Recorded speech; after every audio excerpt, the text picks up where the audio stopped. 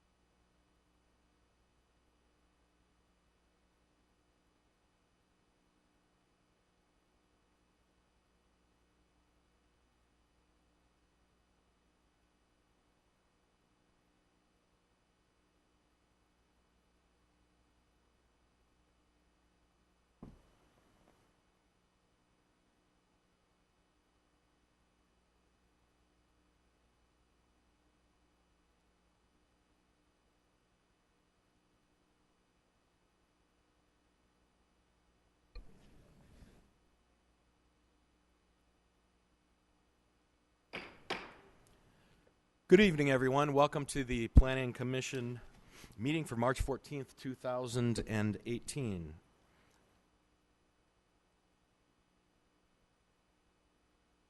Have a roll call, please. Chairman Kurth. Here. Vice Chairman Porter. Commissioner Huber. Here. Commissioner Dew. Present. Commissioner Marsh. Here. If you'll all please rise for the invocation led to us by Commissioner Huber and the Pledge of Allegiance. Heavenly Father, stir us to listen to the needs of humankind and do our part to assist those in need. Realize that we can create more happiness by serving others than by doing for ourselves.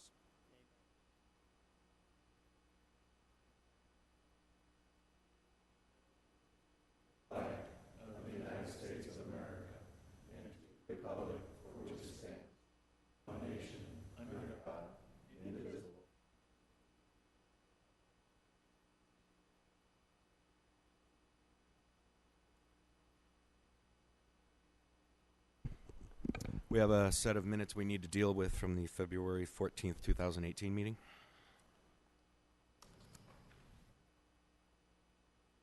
Chairman, I move to approve.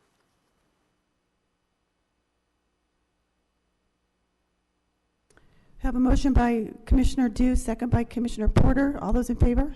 Aye. Aye. Any opposed? Motion carries unanimously, approving the minutes of February 14th, 2018. Thank you.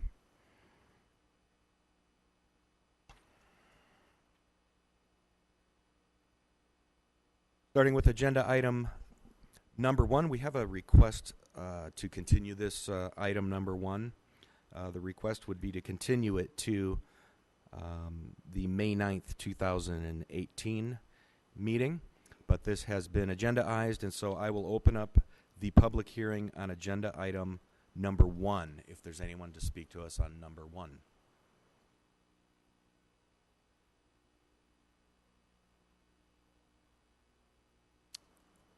Okay, seeing no one on number 1, I'll go ahead and move to continue this item to May 9th, 2018. Have a motion by Commissioner Kurth, second by Commissioner Huber to continue the item to May 9th, 2018. All those in favor? Aye. Any opposed? Motion carries unanimously to continue item number 1. Thank you. Agenda item number 2, staff report, please. Thank you, Chairman Kurth.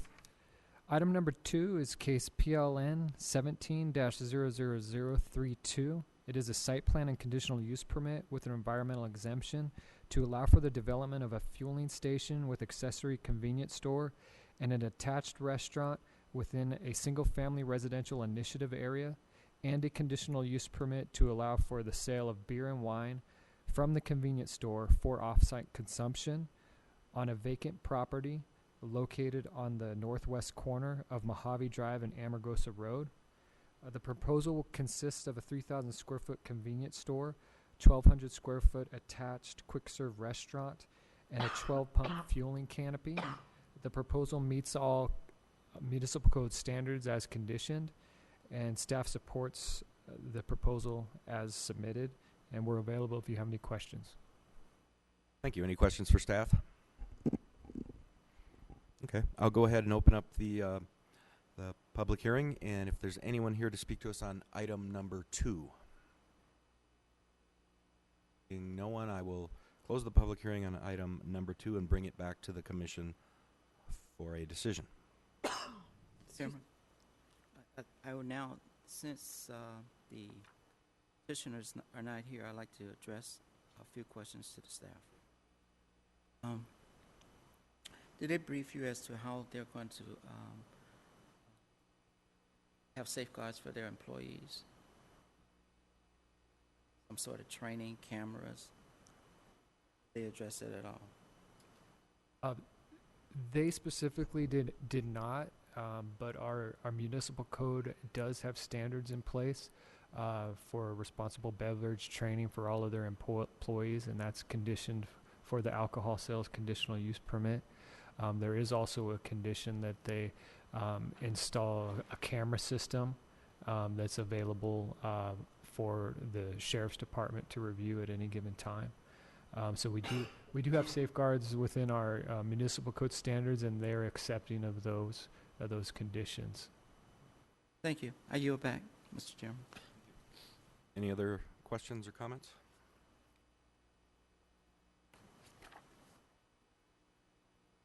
To find the project categorically exempt.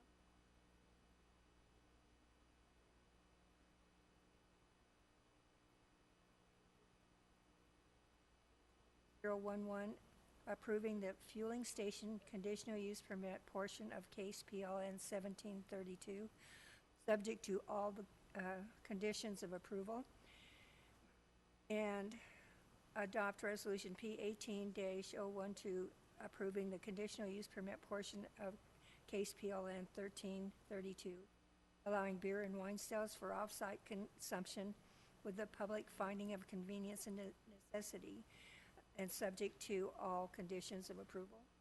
And adopt resolution P 18023, approving the site plan portion of case number PLN 1732, subject to all conditions of approval. Second. Have a motion by Commissioner Porter, second by Commissioner Dew to approve item number 2. All those in favor? Aye. Aye. Any opposed? Motion carries unanimously to item number 2. Thank you. Agenda item number 3 is a wireless communication facility. Staff report, please. Thank you, Chairman Kurth. Item number 3 is case PLAN 17-00017. It is a site plan and conditional use permit with an environmental exemption to allow for the installation of a 65-foot tall wireless communication facility disguised as a eucalyptus tree. This is located south of Luna Road, east of Highway 395, west of Cantina Drive. Specifically, this would be located behind a newer development. There's a Chevron gas station and Luna Market that's located on the corner of 395 and Luna.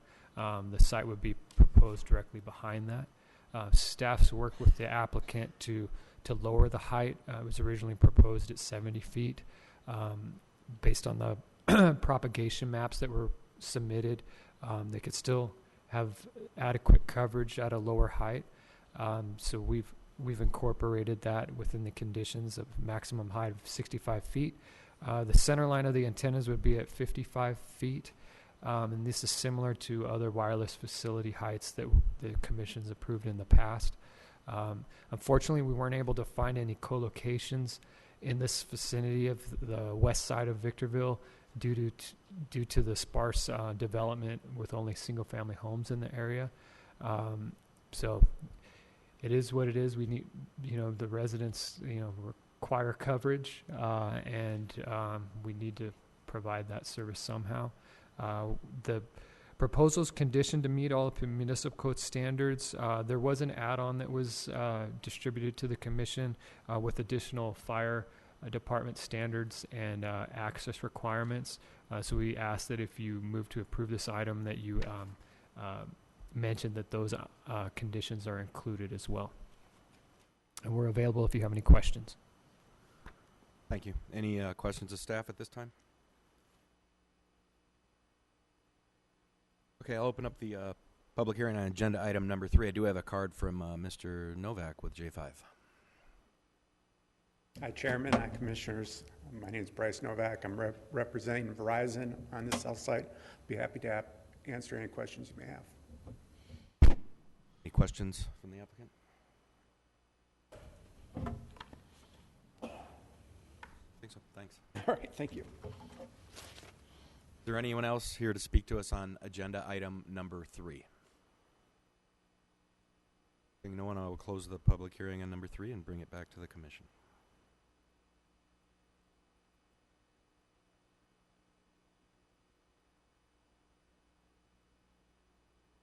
Construction or conversion.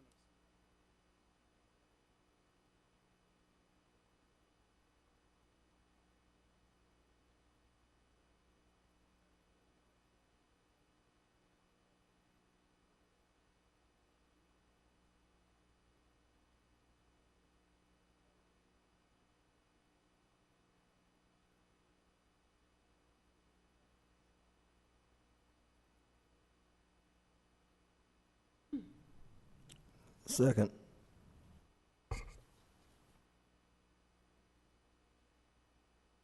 Was that Commissioner Marsh that made the second? Did you make the second? Yeah, okay. Motion by Commissioner Huber, second by Commissioner Marsh to approve item number 3 with the noted conditions, additional conditions. All those in favor? Aye. Any opposed? Motion carries unanimously. Thank you. Agenda item number 4, staff report, please. Thank you, Mr. Chair, members of the commission. Agenda item number 4 is planning case number PLAN 18-00018.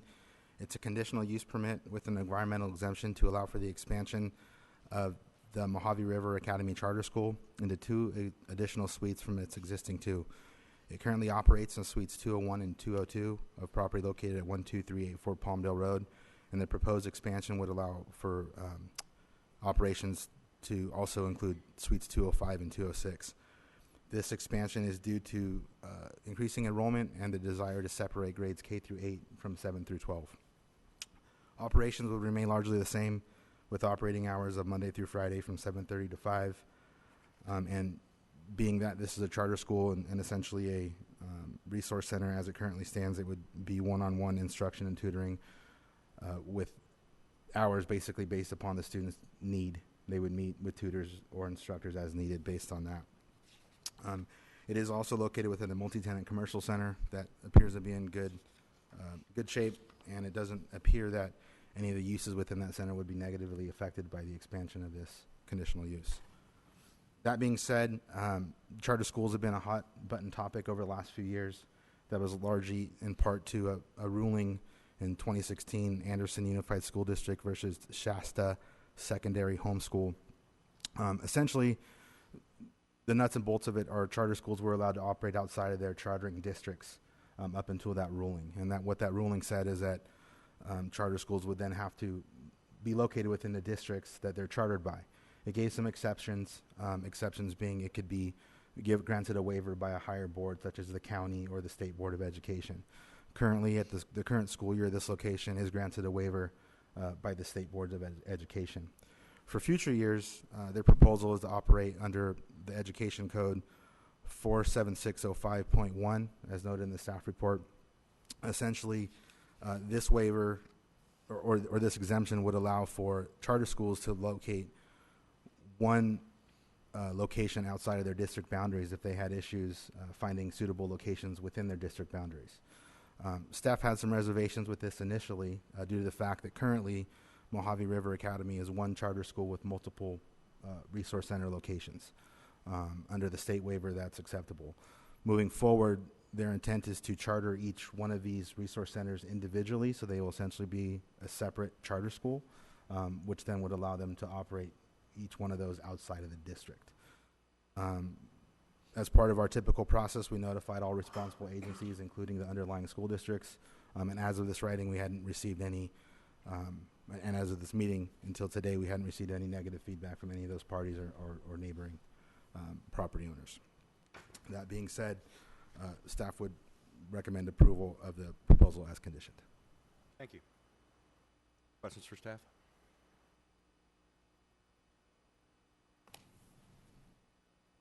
Okay, I'll go ahead and open up the public hearing on agenda item number 4, and I do have a few cards. I'll start with Dr. Ron Williams. Mr. Chairman, may I ask a question? Is the petitioner here themselves? Is anyone here from the Mojave River Academy? Okay, thank you. Good evening, Commissioners, Attorney, City Planner. I'm the Superintendent for the Victor Valley Union High School District. We have a number of people that's going to be speaking here this evening, but I've got a prepared statement I'd like to share with you. I'm here to express my opposition to the expansion of the Mojave River Academy on 12384 Palmdale Road in the city of Victorville. The charter school located there are requesting the charter school location there that is being requested within the geographical boundaries of our district. Mojave River Academy is an independent study school format, and as such, is prohibited from seeking a location outside of the boundaries of Oro Grande School District, with whom they have a current charter agreement. Currently, only charter schools offering a program that requires students to attend daily have a direct instructional programs are afforded by the law. The opportunity to seek a business location outside of their charter school district. The request by Mojave River Academy to open an additional business in the Victorville area and in our district boundaries is a blatant violation of the rules governing charter schools. Allowing the expansion of Mojave River Academy into neighboring districts in which they do not have charter agreement is not legal or logical. Please consider the potential detriment to Victor Valley Union High School District that with this expansion would cause. And it is our contention that Mojave River current request is to expand is a violation of law, and allowing future expansion would complicate what has become a legal matter for us as well as the neighboring districts. Thank you. Thank you.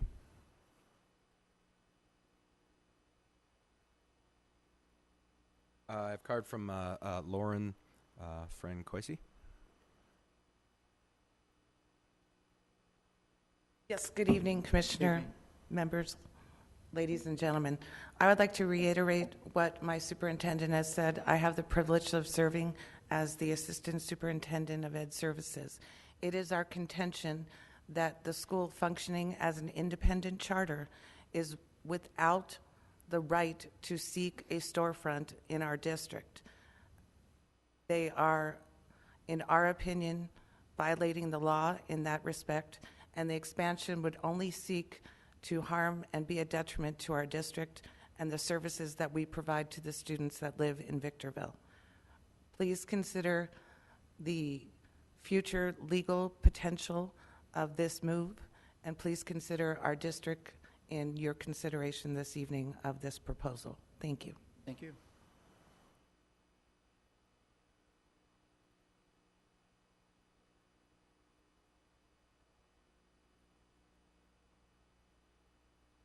Penny Edmonston.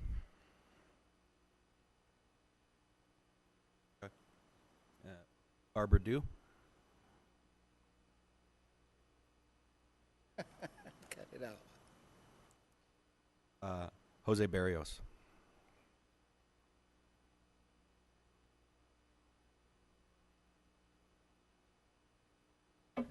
Hello there, board. I'm not used to being on this side of the dais, but this is kind of a nice view. But anyway, the legalese has already been mentioned, but then also on the first slide it shows the Mojave River Academy 2. Now, even withstanding all the other legal talk, one school is what the claim is that they're allowed. Now, they're expanding, and their reasoning, even in the board packet, is to have two separate schools, one for primary and one for secondary school. So Victor Elementary should be part of this discussion also. So this is obviously just another chance to expand the school to a place where obviously it's not even supposed to be. And they are even going to get different school numbers, which further designates that those are two separate schools. And that's basically all I have to say about the issue, because the real nuts and bolts has already been mentioned. Thank you. Thank you. Thank you.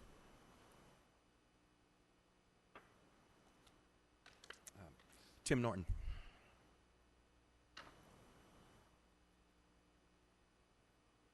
Mr. Chairman, Commissioners, thank you for allowing me a moment to speak. My name is Tim Norton. I'm a member of the Victor Valley Union High School District School Board, and I'm here to address my opposition to the expansion of the Mojave River Academy. As said already, the Mojave River Academy is an independent study school format, and as such is prohibited from seeking a location outside of the boundaries of Oro Grande District.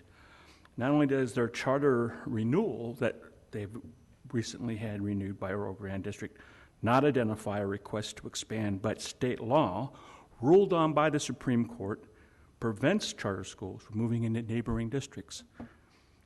Their state waiver expires in June of 2018. Within their own requests, they state that they're going to work around the state law by seeking individual charters within the districts which they're located within. Let them come to our school district and request a charter. That's the proper way of doing this, not trying to go around it by seeking a back door through your planning commission. Let them come to us, lay out what they want to do, and then we'll either approve it or not. But that's the way it should be done, and that's the way they say they're going to do it in their request. I would ask you to consider that and then consider the effects of approving this without that understanding on our students. Thank you. Thank you. That's all the cards I have for number 4. Is there anyone else here that would like to speak to us on item number 4? Okay. Seeing no one, I thank you for your testimony. I'm going to close the public hearing, and I'm going to bring it back to the commission for discussion. Yes, Mr. Chairman, I'd like to speak to this issue. First of all, I want to thank those who showed up before the commission to speak to address this issue. The fact that the petitioner themselves did not show to present their case, I cannot take them very seriously that they would not even show up to present their case. That speaks volume of their character, in my view. Second, I would say to you, as someone who's been on 2 school boards, education is something that's taken seriously within our country.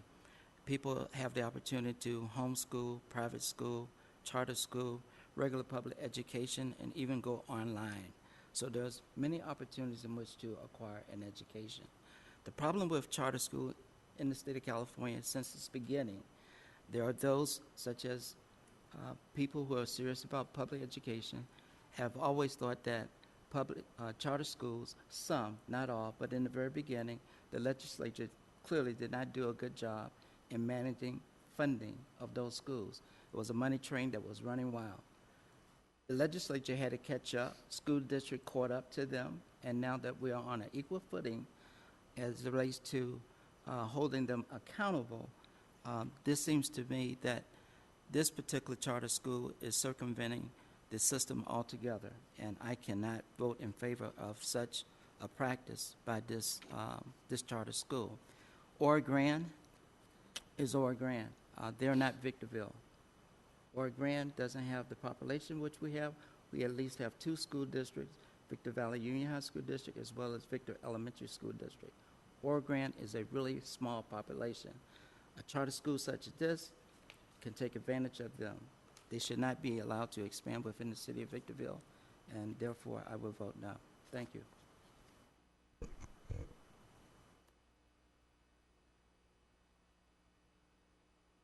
I, too, am concerned that no one from the Mojave River Academy showed up to present their case. There was a lot of questions that were brought up, and I would also, in our staff report, it said the subject charter school was granted a waiver by the State Board of Education for the current 2017-18 school year, and will seek exemption under applicable California Education Code provisions for future operations. But if they don't have that right now, aren't they putting the cart before the horse? I don't see anything wrong with them appearing before our school districts and requesting a charter or whatever they have to do that makes them legal. Wouldn't want to cause a problem there.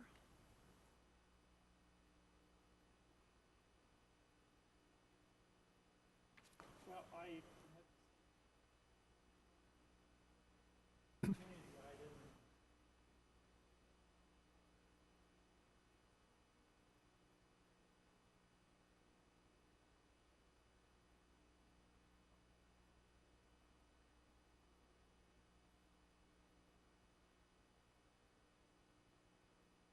I as well would be inclined to say that might, as course of action at this point. There's been, serious accusations. It's a complicated matter, and hear from them before I would make a solid decision. So with that, I'm going to make a motion that we continue this item to our next regularly scheduled Planning Commission meeting, and would ask that staff reach out to them and give them an update on how the meeting went, and that we would request their representatives' presence for explanation and possible questions.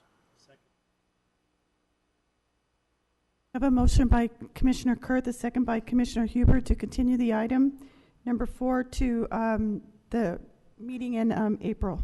All those in favor? Aye. Aye. Any opposed? Motion carries unanimously. Okay, thank you. And thank you all for attending that item. Agenda item number 5, staff report, please.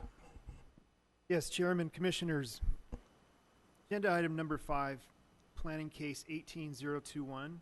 It's a conditional use permit with an environmental exemption to allow for a community meeting location with support services, and a request to determine support services such as food storage, donation processing, and hygiene and food distribution to people in need as permissible and or conditional uses within the storefront commercial district of the Old Town Specific Plan. Located at 15579 8th Street. The Victor Valley Rescue Mission is proposing to move and expand their operations from 7th Street to the old Victor Elementary School District office on 8th Street.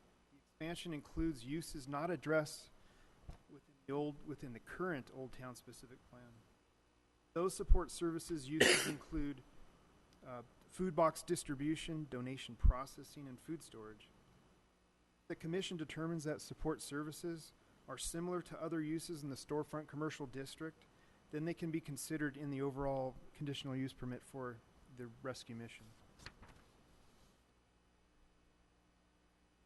This new site will be utilized in 2 phases. Phase 1 is for the support services and the conditional use, the resource and job center. Phase 2 will be for the homeless shelter. This approval is for phase 1 only. It's evident that the need for services in Old Town. Use will be off 7th Street and well regulated, but some impacts may still occur. Staff believes the benefits will outweigh any impacts to Old Town. Staff recommends the determination be made and approval of the CUP, along with the modification to condition number 10. Staff is available for any questions. Thank you. Questions for staff?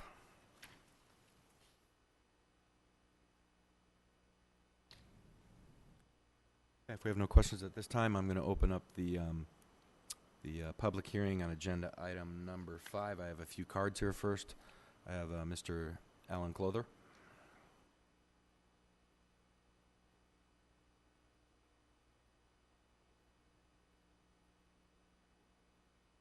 I know you guys are all here together, so you can kind of speak as you had planned, or if you want to, if somebody wants to start. Yes. Yeah, go ahead.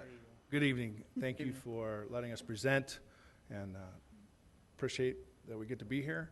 And your name is Bill Edwards. Bill Edwards, yes. Mm-hmm. Just want to make sure if you guys have any questions. I know that we laid out many concerns about some of the issues that were brought up prior to the staff report coming out. But is there any questions or concerns from you guys that we can help address here tonight? I did have a question as far as, Yes, sir. Now you own the building, right? This is the building that you currently own right now? We are in escrow. You're in escrow, okay. Yes, sir. Yeah, because I think my question would be the long term, how long, that you plan on having something like this inside that building, for the reason 7th Street, the Old Town Revitalization Program, my concern is how is that going to affect that?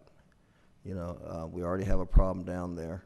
in that area as far as, vagrancy, vandalism, arson. There's all kinds of problems already. So with this center being there, it's going to invite more people, into, kind of hanging around. So that, that was kind of my concern, is that, what type of impact is it gonna have over, the future of that area as a whole. Sure, and thank you for the question. The people, Commissioner, are already there, and they keep coming, and they've been there. I grew up here. My uncles, that was the original jail. My uncles were rowdy. They spent some time there. I've been here my whole life, and that has always been the area where the homeless tend to gather, is in that downtown area.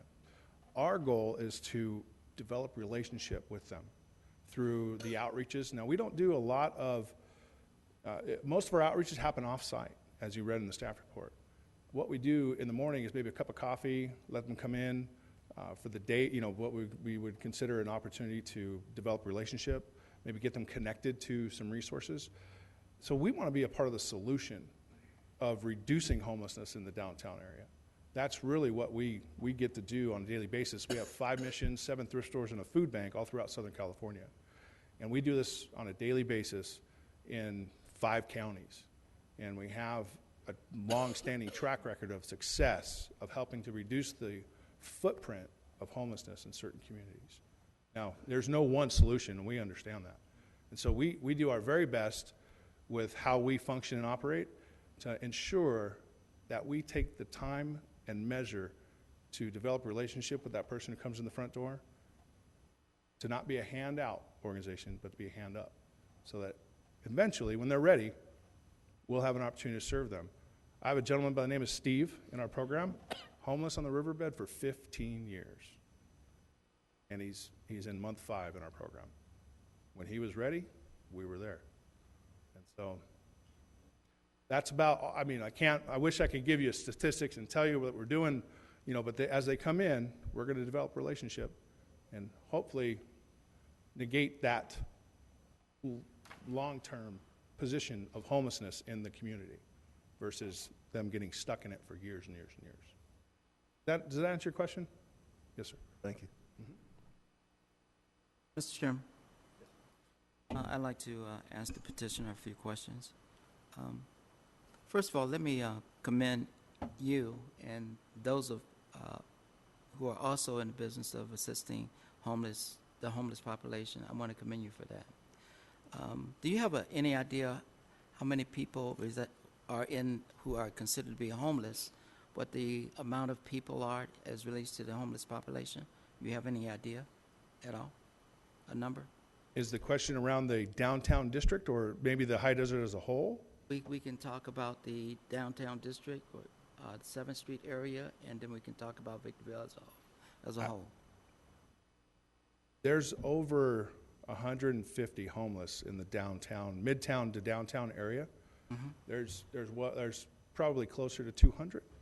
As far as the high desert as a whole, the last point in time count, we don't have the numbers yet, but Victorville was the number 3 on the list, right behind San Bernardino and, don't remember the other city.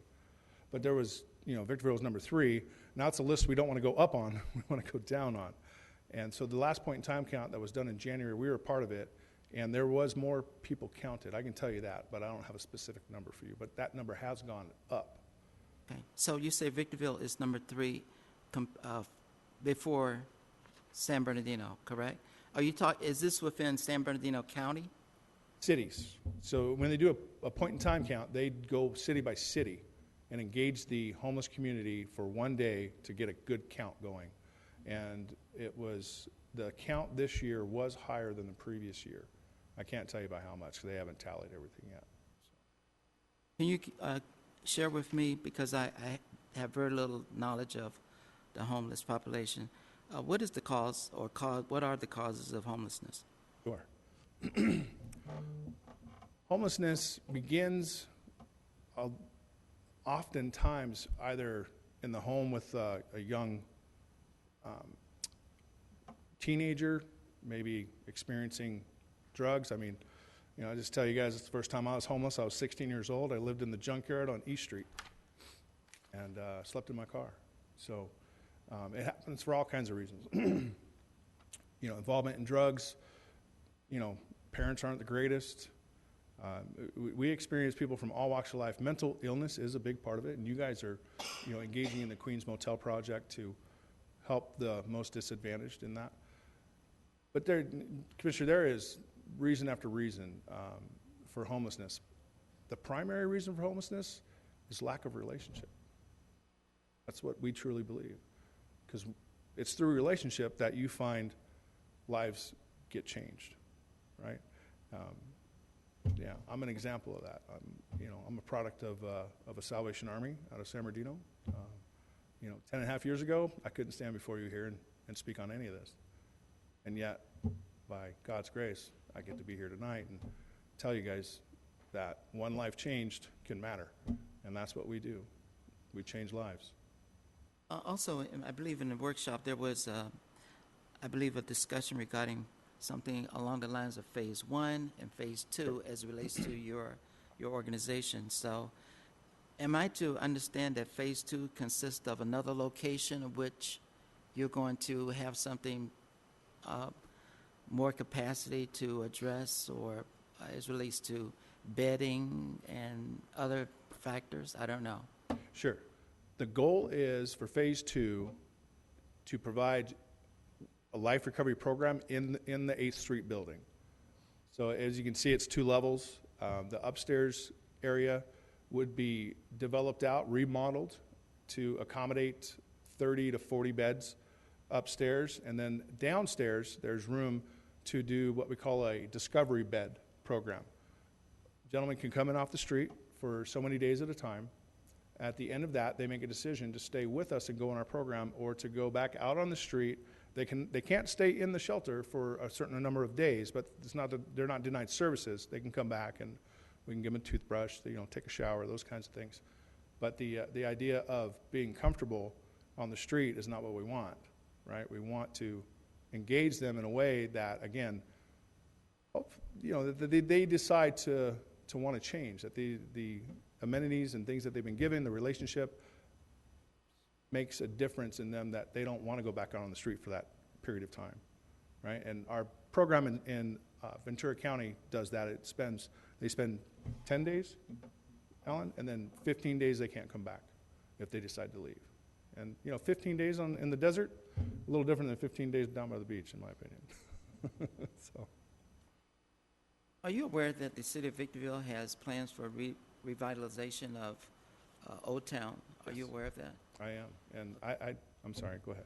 And prior to your interest in purchasing that property, did you take that into account? Yes. How so?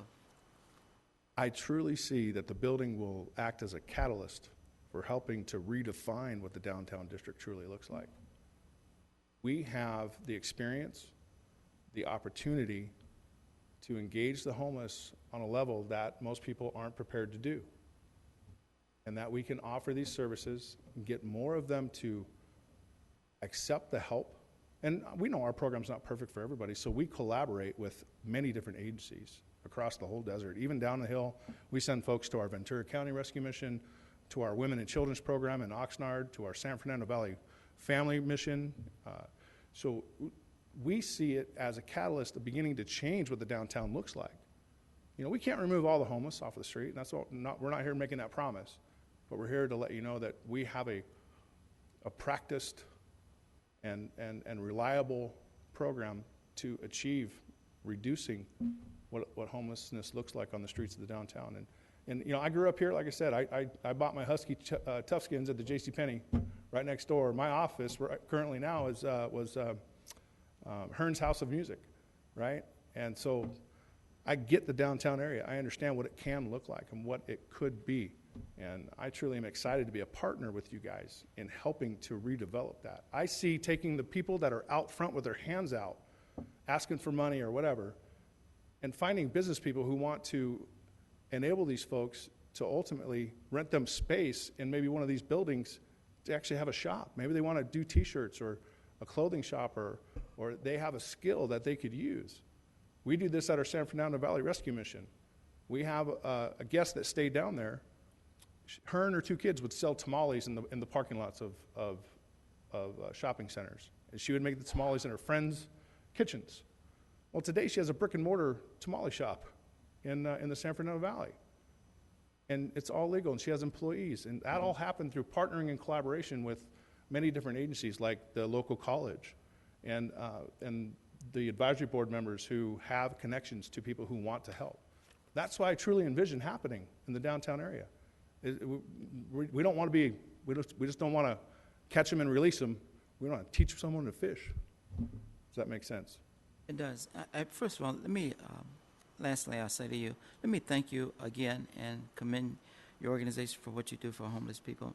My main concern is I'm not altogether convinced that's the ideal location, considering the city of Victorville's plans for revitalization. I don't know how that would mix. If you were to do administration, like you had 20 people working in that building, and that would be one thing, or maybe people could come there and get food or assistance in filling out paperwork. That'd be one thing, but housing and distribution, I consider it possibly to be problematic for us, at least for me. From my view, I can only speak as one commissioner. That's my challenge. Sure. So, and again, I do want to thank you. I just encourage you to maybe research some of our other missions and just take a look and see at what we're doing in other communities. And lastly, how long did you plan to? Do you plan to start here in that building and then expand elsewhere? I don't know. No, the plan would be to remodel and house in that building.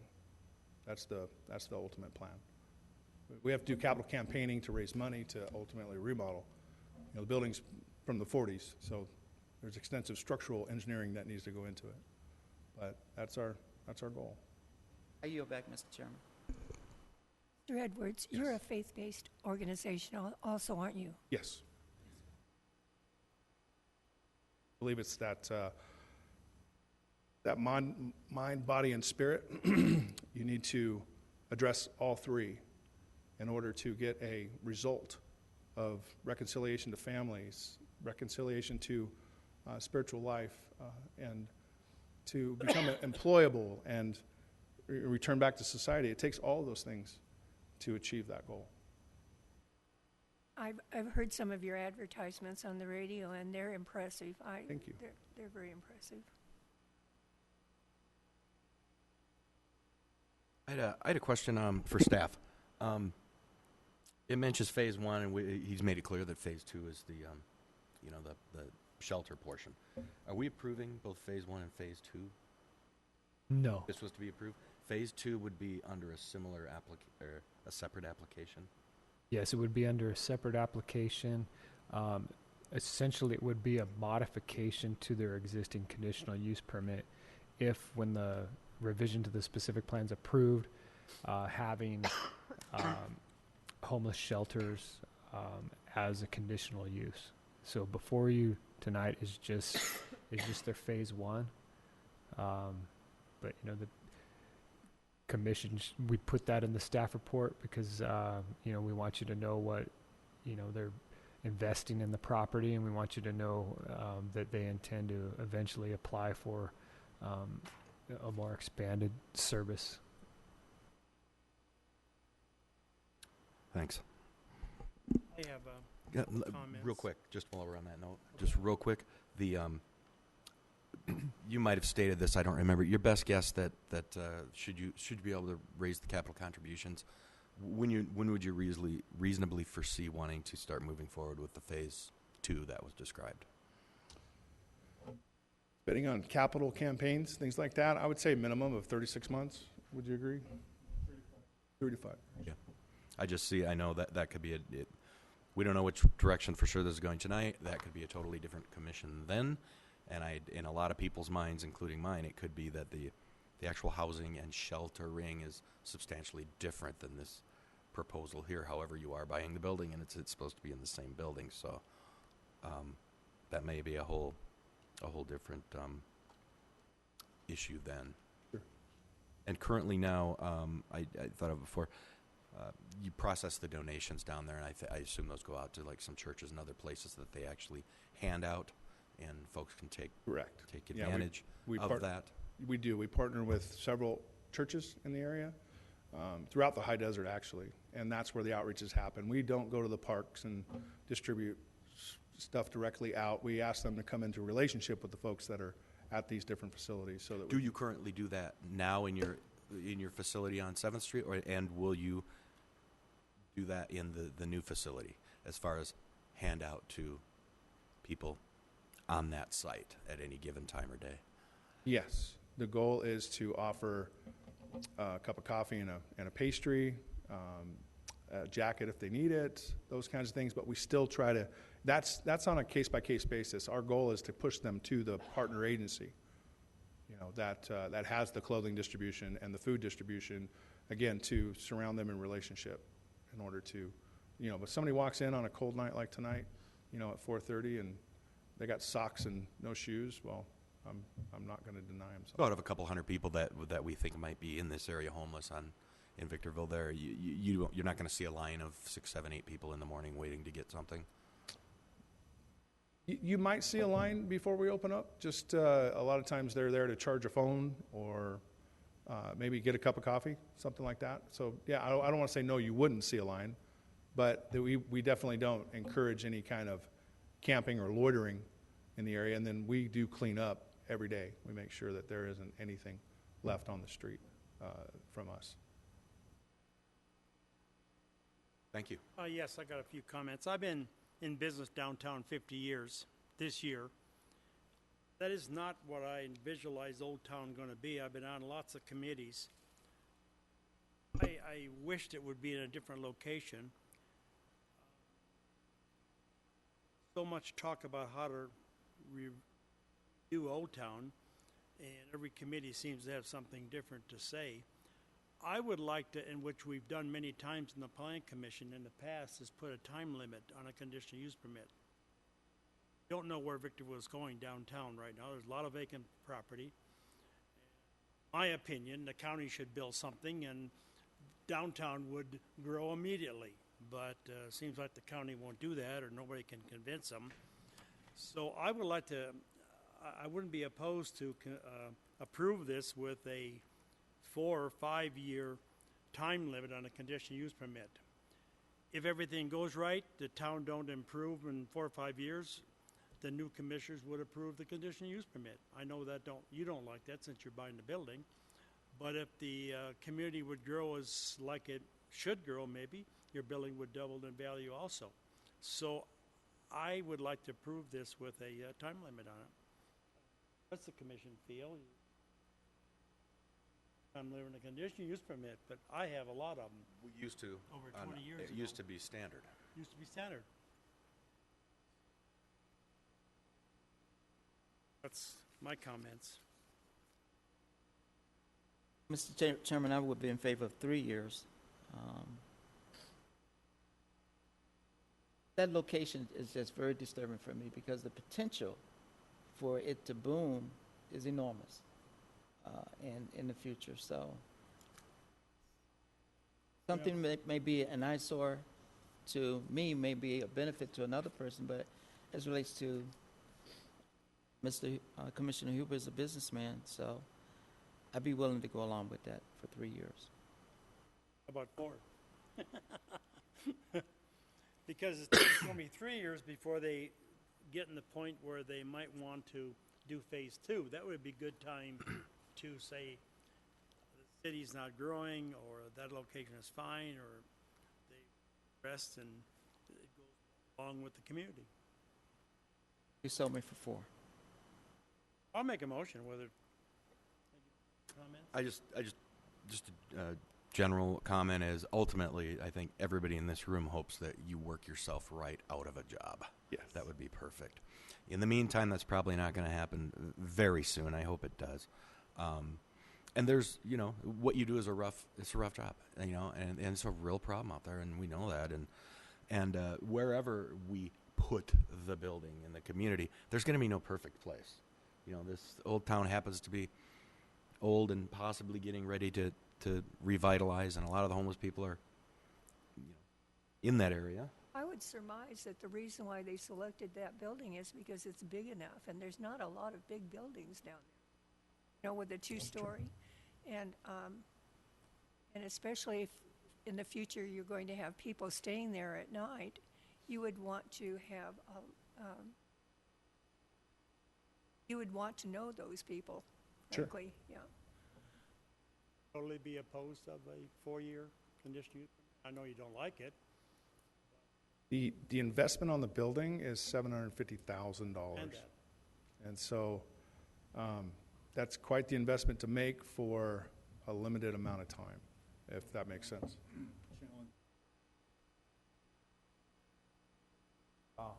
Yeah, no, Alan brings up a great point.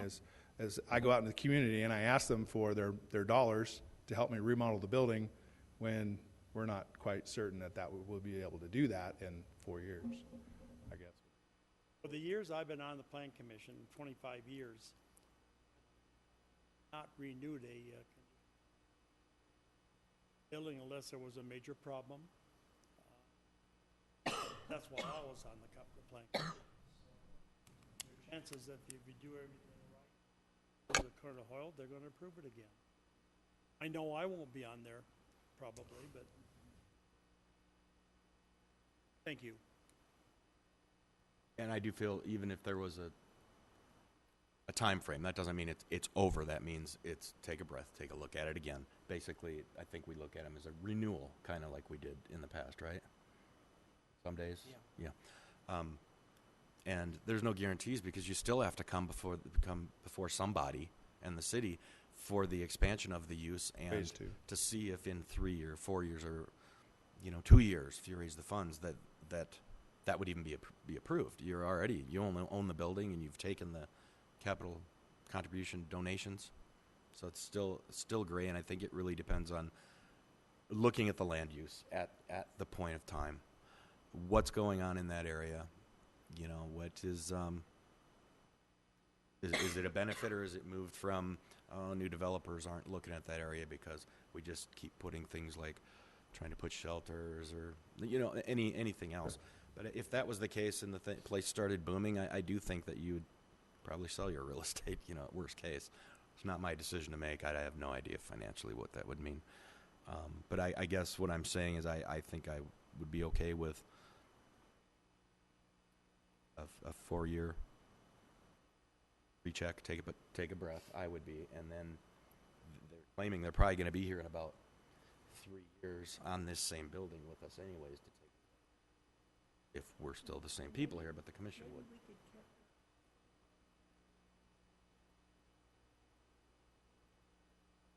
Looking for any problems, but I see that you're doing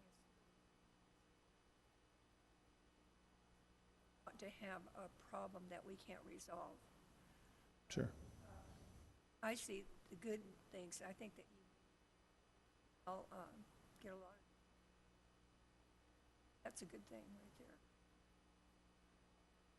Could I ask a clarifying question? Yes. City staff, when we spoke, the phase 2 would require a conditional use permit or a rezoning application? I would require a site plan and conditional use permit. Okay, all right. We assume by then it would either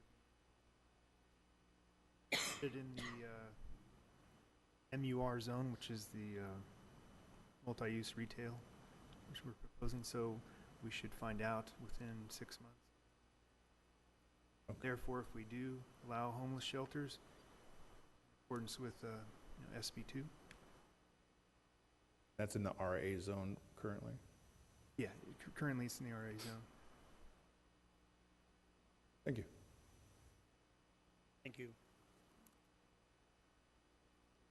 There's a couple other individuals with you. Would you gentlemen like to speak, or did he sum it up? I don't know that I can offer a whole lot more other than saying we're privately funded with a heart for helping with those who are hurting. This project, we don't stand before you looking at that property and saying, we really need you to let us do this because we see profit to be made, because we're nonprofit. We look at that property and see how it can be ideally suited to serve the population that naturally gathers around the river bottom through the transit station. And we can actually draw people off of 7th Street and get them connected to the right resources. So this phase 1 is to allow us to do the work that we're doing now, but doing it better, potentially even having partner agencies in the building with us, so that when people do come to us, we're able to connect them more readily with services that may in fact pull them out of the area and get them on the path towards health. So as we look at that, I know I can't look at you and say that we're here to offer you a service, and in essence we are. We're here to offer you a service. And the question at hand is that a location you want to see us offer the city of Victorville a service at? We feel like it is. The programs that we run are tightly controlled. The people who are in program are people who are on their journey towards health and contribute vocationally to local businesses through vocational training and through our own thrift stores.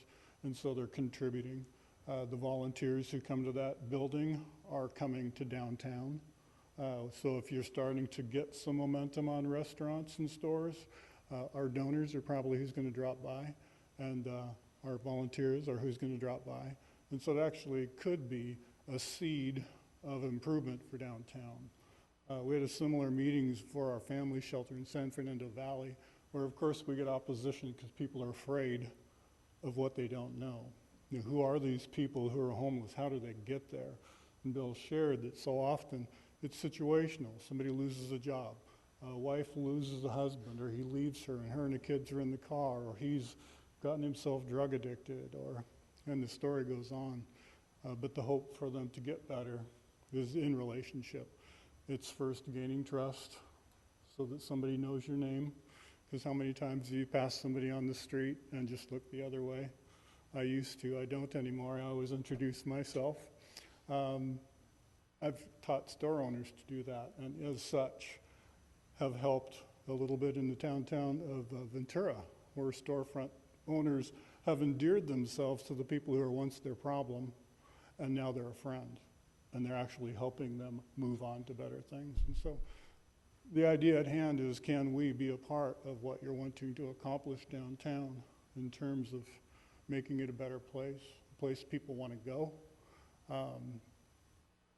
So that's what we're here for, is to see if that's something you guys want to do.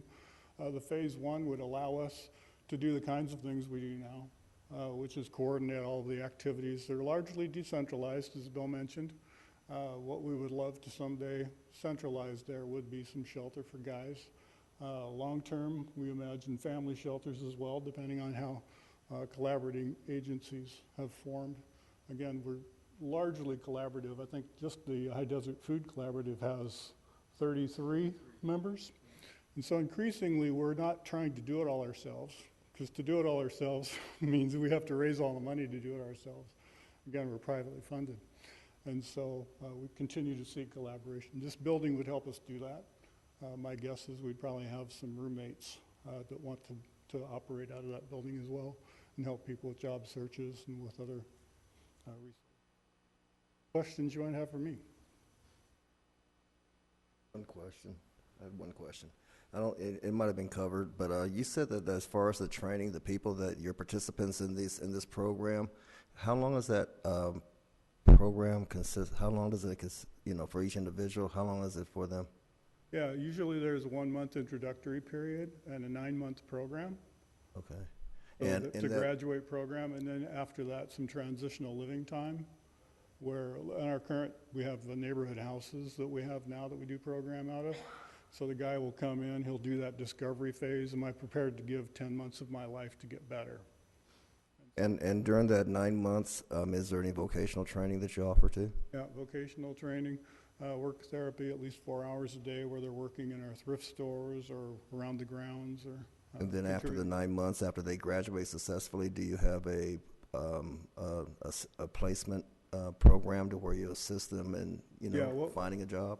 Yeah, we have what we call our transitional living program, in which they can actually stay in our facilities. We have dedicated beds for that, where they gradually find work and begin helping with the costs of them staying there, and then move on to find their own place. And we help them with that as well. Thank you. And your name was Alan Clother, right? Yeah. Okay, just for the record, yep. And I do have a card from Mr.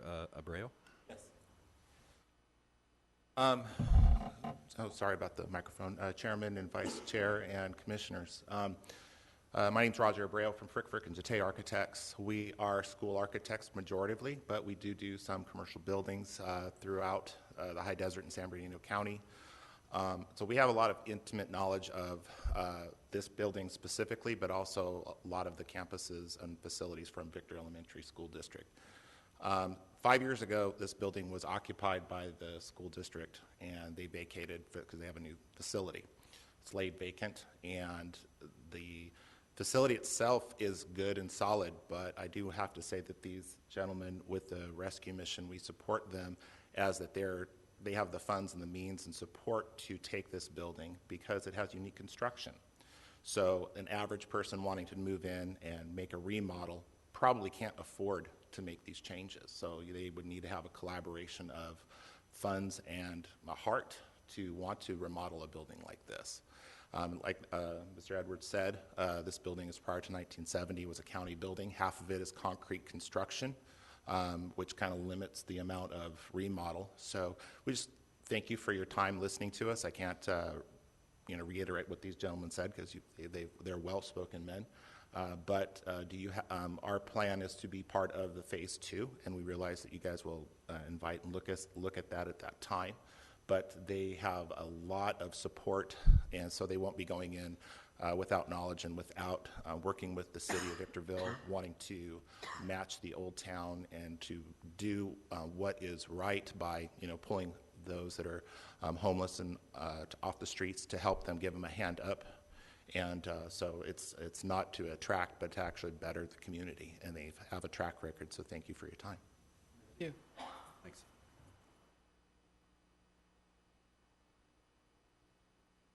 Okay. Anyone else here to speak to us on agenda item number 5? Seeing no one, I'll thank you guys for your testimony, and I'll close the public hearing and bring it back to the commission for deliberation. Chairman Kurtz, I compliment you guys for what you're doing. And when you come in for phase 2, then I would probably try to extend phase 1 to a longer time at that time, which if everything is going right, you should get that another 5-10 years or take it off. So I'd recommend that if we get the votes here or not.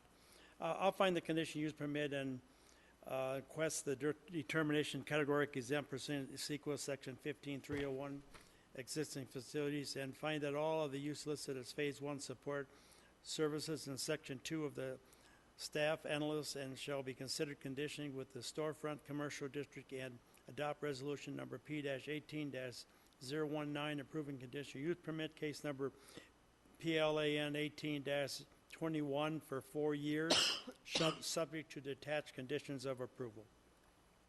Second.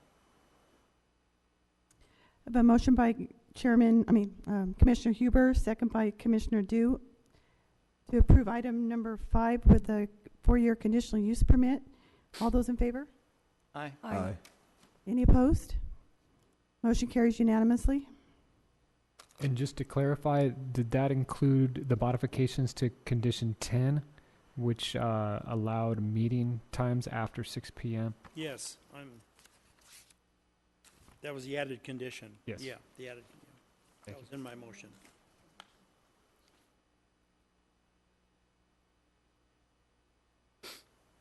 Motion carries with the additional condition to item number 10.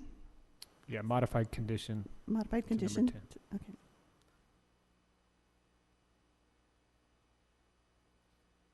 Okay. Okay.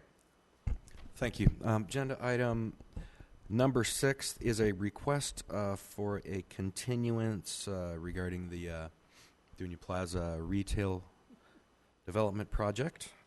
And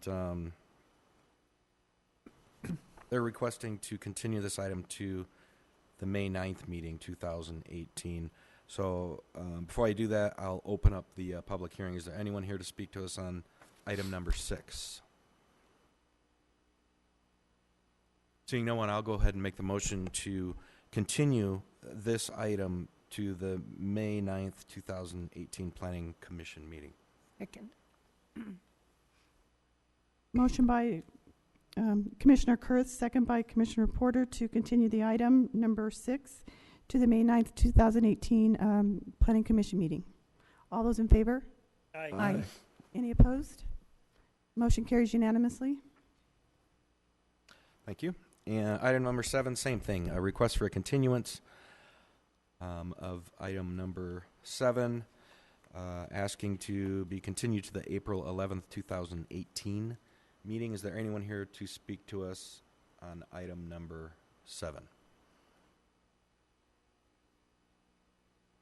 Seeing no one, I will close the public hearing, and I'll make the motion to continue agenda item number 7 to the April 11th, 2018 Planning Commission meeting. Second.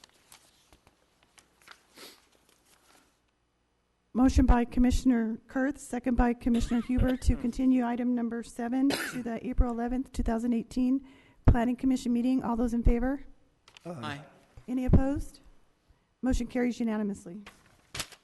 It's time for our general public comments section. In compliance with the Brown Act, it's necessary for the Planning Commission to make available time for the members of the public to address the Planning Commission on items of interest that fall within our subject matter jurisdiction. Is there anyone here to speak to us tonight?